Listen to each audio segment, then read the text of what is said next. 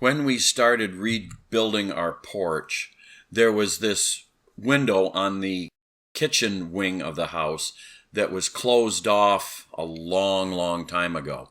That's what it looked like. We got some insulation laying against it there. It's the only image I've got of it before we started doing something to it. And when we took the plywood off and got the insulation and stuff out of there, that's what we had.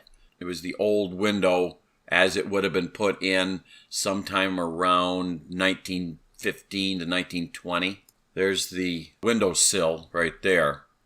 That we're going to move because we're going to take the window and make it shorter. The old style windows were very tall, and we've got a reason for having to shorten that window, and at the end of the video you'll see why we had to shorten it. So right here I've got the reciprocating saw, and I'm beginning to cut the windowsill away. There was the old outside of the house. And right here, with a little bit of work, there's the entire windowsill. They don't make them like that anymore. Looking down inside, there was no insulation, which was pretty much standard for that era. But inside, they did wrap the house with this house wrap, Hutchison Clark Snowdrift wrap, I guess to keep wind from going through the clapboards. So what I did, we decided exactly how high we wanted the window, and that was determined by something going on in the kitchen, and you'll see that at the very end. I set the thing in place and nailed it into position, and then we set the vinyl window that we'd ordered in place, and from the kitchen side, that's what it looked like, and from the porch side, that's what it looked like. Then we had to cover that bottom end up and put some insulation in. Not that it's going to do much good because there's no insulation in the rest of that wing, but made us feel better. And then put a piece of plywood over it. And at the top, the old ceiling of the porch came down over part of the window. Well, we didn't want the window up that high to begin with, so we just stuffed some insulation in there, and that's going to all get covered up with trim. Then in another part of the porch, we had cut away some of the clapboards and going to move them over and piece them in so that it looks reasonably seamless. And right there, it is all in, and we just got to do a little spackling, and it'll be ready to paint. And there is She Who Must Be Obeyed.